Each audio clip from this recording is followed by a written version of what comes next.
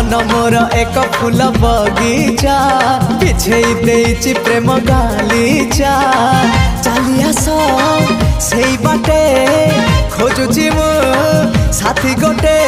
सुंदरी सुरायना ना ना झुमता ना ना ना आस सुनयना झुमता ना ना ना आस सुनयना झुमता ना ना ना आस सुनयना झुमता ना ना ना आस सुन